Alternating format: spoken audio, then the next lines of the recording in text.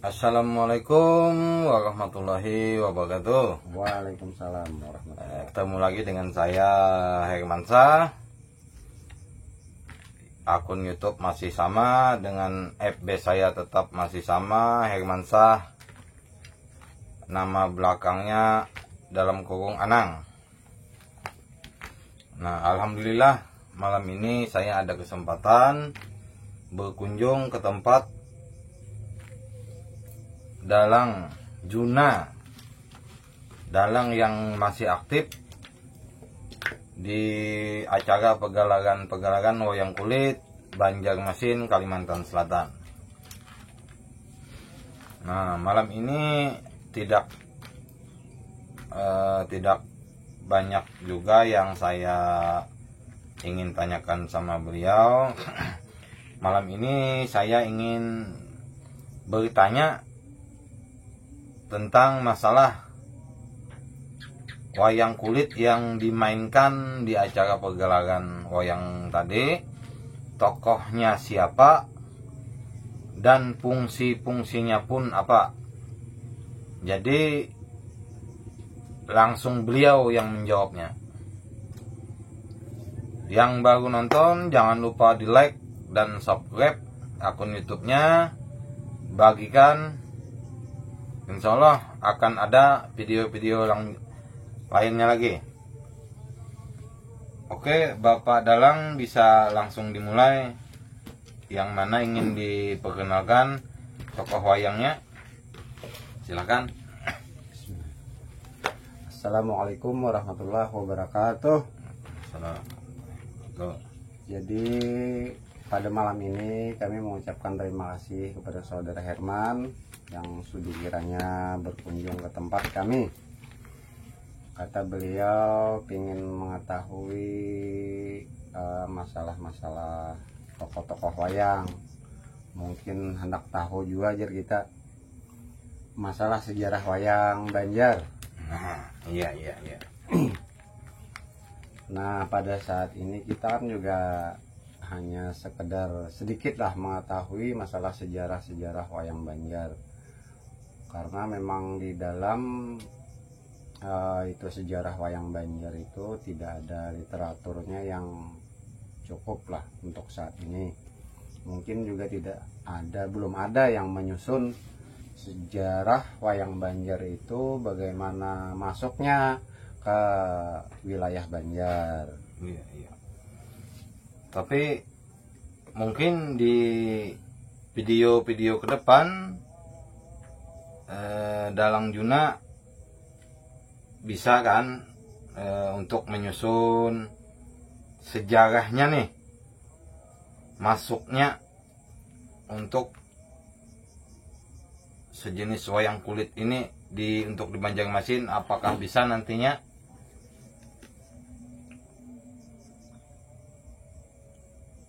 Kalau untuk sementara memang kita masih mengumpulkan literatur atau cerita-cerita dari orang-orang tua atau dalang-dalang sepuh yang tahu masalah sejarah wayang Banjar. Jadi memang sebelum sejarah masuknya itu pada zaman kerajaan Demak, zaman Wali Songo ya. Nah, waktu itu diutus yang namanya Kiai Toyo. Kalau orang Banjar menyambatnya Datu Taya. Iya. Itu sejarah masuknya wayang Banjar. Tapi memang sebelum utusan Sunan Kalijaga, si beliau tadi Ki Toyo atau Datu Taya, itu sudah ada wayang Banjar itu masuk. Zaman kerajaan Majapahit sudah masuk wayang, cuma dalam istilahnya masih pakem Jawa, Tulen. Iya. Oke, next.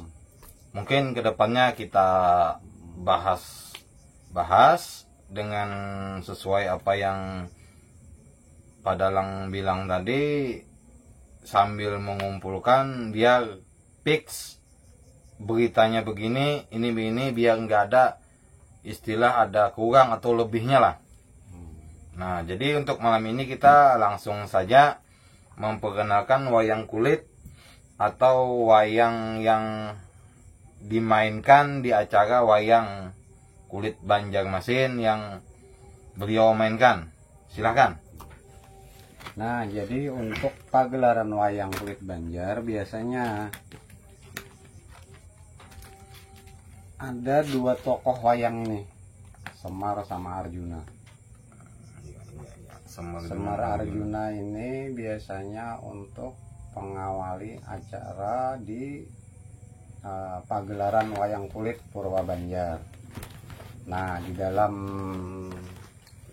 pagelaran itu ada istilah-istilah orang Banjar namanya atau maukup jerang. Maukup wayang Banjar itu Semar sama Arjuna. Nah, maukup itu sejenis bagaimana? Maukup Bang? itu ya sejenis ritual. Oh. Ritual pemanggilan roh-roh atau jadi pada waktu bermulanya wayang kulit Purwa Banjar ini tokoh Semar sama Arjuna itu digabungkan seperti ini. Biasanya oleh dalang kan di apa namanya ya diukup tadi diasapin, diritualin ya Pak ya. Diritualkan. Itu biasanya untuk kalau istilah kitanya biar dalang itu lebih konsentrasi, lebih lincah ya. Iya. Lebih apa menjiwai lah. Oh iya. Jadi saat main tuh dalang pasti lancar biasanya. Nah, untuk kalau sudah diukup itu berpengaruh nggak sama dalang? Apakah ada yang memasuki tokoh dari wayang-wayang tersebut? Itu bagaimana ya, Bang? Itu tergantung dalang biasanya. Ada yang dalang yang biasa-biasa, tidak hanya sekedar istilahnya untuk menampilkan dalam pertunjukan. Tapi ada juga yang ada pengaruh besar juga bagi dalang. Apa namanya, ritual-ritual maukup itu berpengaruh besar sama dalang. Iya. Berarti wajib ya Bang ya, kalau ingin memulai ada acara wayang kulit itu wajib diukup ya Bang ya? Wajib. Iya. Untuk pagelaran wayang kulit Banjar harus ada ritual maukup itu. Iya. Dan biasanya pada waktu ritual maukup itu dalang mengucapkan yang disebut bisik semar gitu orang. Oh iya. Bisik semar. Nah, untuk lebih lanjutnya ya kalau ingin tahu bisik semar ya silahkan berkunjung ke wadah kita. Oh iya. Berarti langsung ke tempat Bapak ya. Bisa.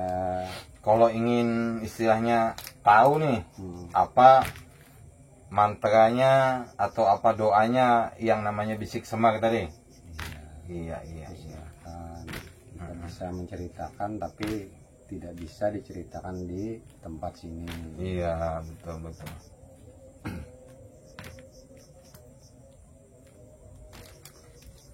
Nah, untuk selain pagelaran itu mungkin Herman pengen tahu juga fungsi-fungsi atau filosofi tokoh-tokoh wayang bisa. Ya, itu pasti sih. Nah, karena kan sebenarnya saya kan nih sudah tahu juga tuah dan fungsi tokoh Semar, tokoh Arjuna dan lain-lain. Tetapi itu di dalam Ajimat Tambang Liring. Nah, kalau ini kan berupa langsung nih wayang kulit yang dimainkan di acara pagelaran. Bisa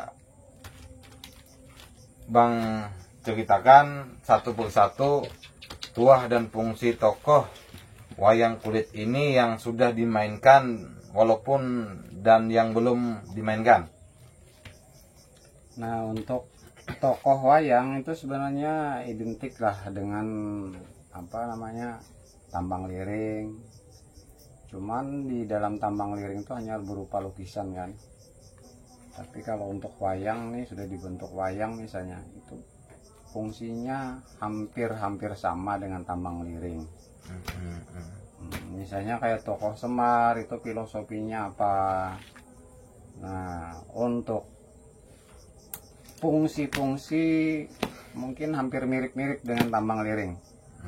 Jadi biasanya tokoh Semar itu untuk kerejekian, nah, atau untuk istilahnya untuk penjagaan rumah.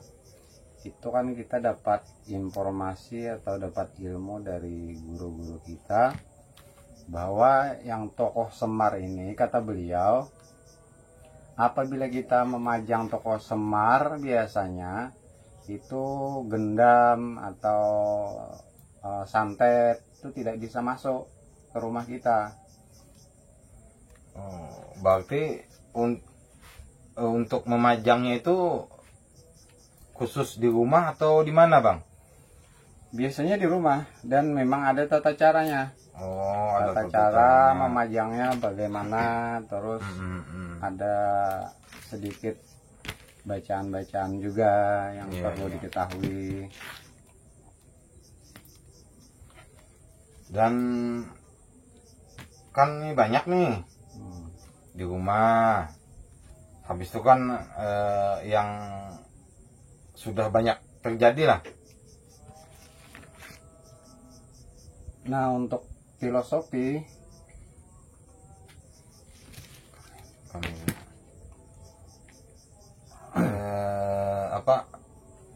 kan ada tuh cerita-cerita kan, katanya punya toko tapi kayak nggak ada toko dan orang nggak lihat.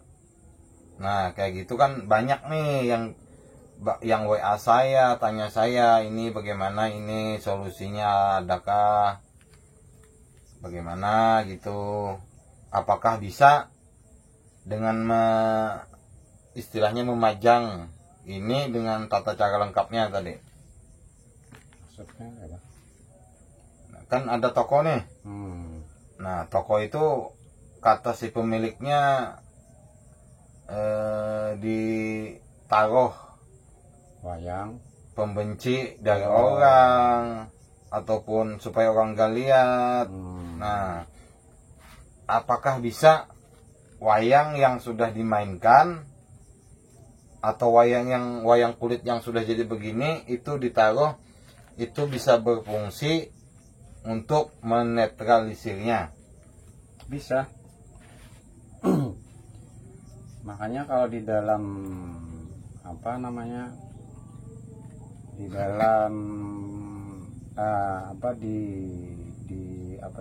di wilayah Banjar, pertunjukan wayang itu ada yang namanya pertunjukan wayang tatamba. Nah, itu kan pertunjukan itu untuk mengusir roh jahat, kiriman orang. Nah, solusinya juga bisa, misalnya kita taruh wayang di rumah untuk membuang yang misalnya ada orang yang tidak baik atau jahat, naruh yang gak bagus, misalnya ditaruh orang tanah kuburan atau apa. Dengan media wayang insya Allah juga bisa, tapi memang ada tata caranya, Man. Iya. Itu berfungsi untuk wayang Semar saja atau bebas wayangnya?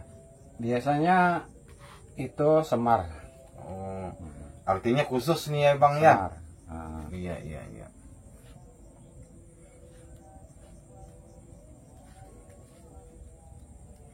Nah, jadi kata Dalang Juna, tokoh Semar ini versi wayang kulitnya ini juga berfungsi untuk menetralisir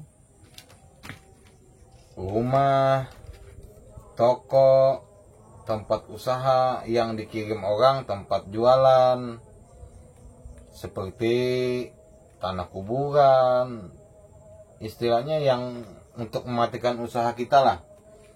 Nah, ini berfungsi juga untuk menetralisir atau membuang, dan sekaligus penjagaan di rumah kita. Istilahnya kalau orang mau niat jahat, insya Allah terhindar. Tapi ada tata cara lengkapnya juga. Nah, jadi untuk tokoh Semar kiranya sudah cukup. Kita kembali ke tokoh yang lain. Silahkan, Bang. Nah, kalau tokoh ini kalau orang Banjar bilang Arjuna ya, sama orang Jawa bilang Arjuna juga. Arjuna. Tapi kalau Jawa biasanya Janoko. Oh, Janoko. Janoko. Saya sambil ngopi ya, Bang. Oh, ngomong. Kalau tokoh Arjuna atau Janaka atau Janoko itu biasanya digunakan orang untuk bisa juga buat penglaris atau buat pengasihan. Nah, itu pengasihan biasanya digunakan orang.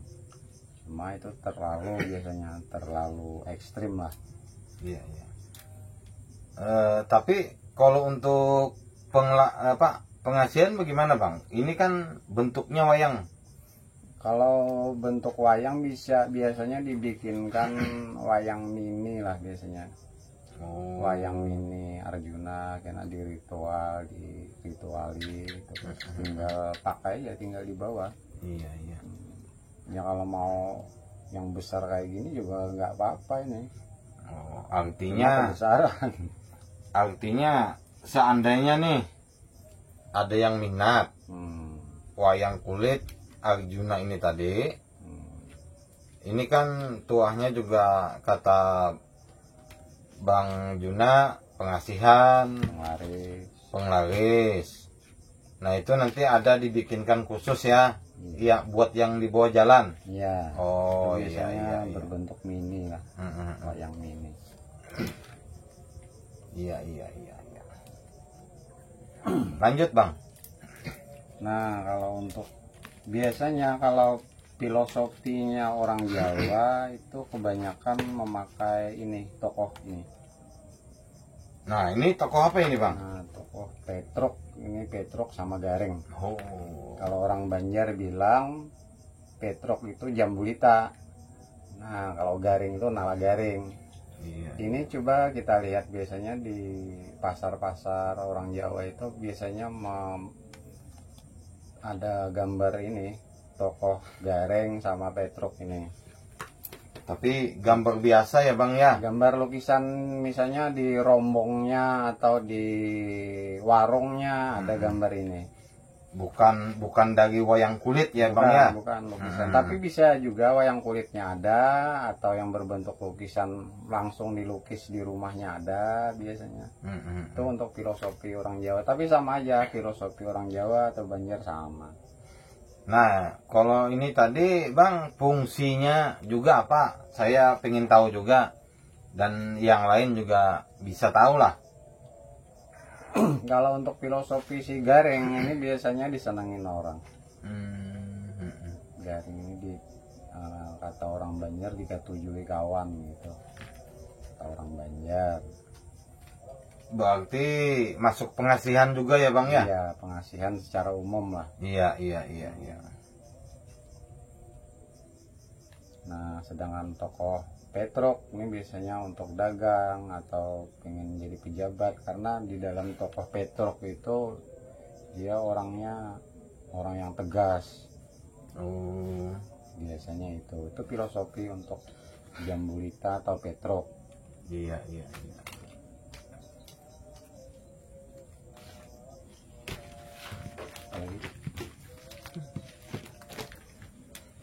Nah, yang secara umum dan banyak orang yang suka ini tokoh ini. Nah, tokoh Rahwana. Ini tokoh Raja Rahwana yang sangat terkenal di dalam urusan percintaan. Nah, Itu biasanya dikenal orang Banjar mengenal apa tokoh ini, filosofinya ke tahta harta wanita. dan yang setahu saya Bang, kalau untuk tokoh Raja Rahwana ini, dia kan posisi raja nih, untuk pengasihan, kewibawaan, kekayaan, dan juga masalah asmara dia ngeri Bang. Iya, memang Setahu saya. memang di situ, karena memang tokoh Rahwana itu hampir-hampir semua ada pada dirinya. Jadi diambillah filosofi itu untuk biasanya digunakan untuk harta tahta wanita. Iya. Cuma beda tata caranya dengan misalnya kayak tokoh Semar, tokoh Arjuna, beda tata caranya. Bahkan ada mantra-mantra khusus. Oh, berarti setiap tokoh wayang yang seperti ini tadi beda-beda ya Bang ya, tata caranya, Beda. mantranya beda ya. Beda. Oh iya. Nah, jadi begini Bang, ini seandainya nih ada yang kepingin kalau yang bentuk tokoh wayang kulit begini nih Bang nih, apakah bisa untuk request dengan istilahnya mau tokoh Semar, mau tokoh Arjuna, mau tokoh Raja Rahwana ini bisa ya Bang ya bikinkan Bang? Oh, bisa, cuma kan kita kadang lihat waktu ya. Lihat waktu. Misalnya banyak juga yang pesan gitu, cuma belum sempat bikin. Nah, jadi pemirsa, apalagi yang bisi paguyuban apa itu wayang kulit, bebas wayang kulit dari manapun, dari pulau, di luar pulau lah.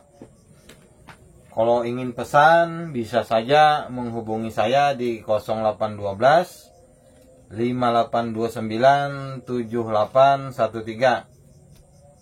Nah, kita tidak usah neko-neko, tetapi kalau untuk proses pembikinan wayang ini tidak mudah. Nah, ini perlu waktu cukup lumayan lama lah, 1 minggu lah.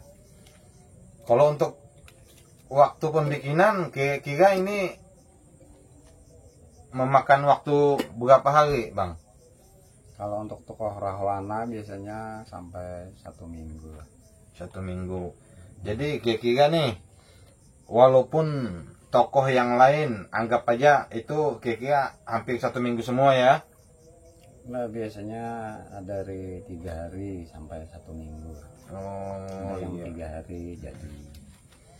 Nah, ini tokoh Raja Rahwana sang penculik Sinta.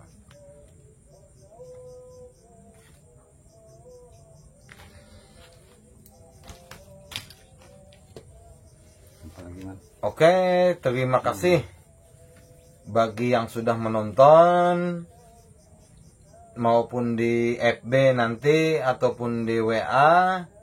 Saya ucapkan banyak-banyak terima kasih. Mudah-mudahan selalu dilimpahkan rahmat, dijauhkan dari segala mara bahaya, dimudahkan rezekinya, dan dikabulkan semua hajatannya. Assalamualaikum warahmatullahi wabarakatuh.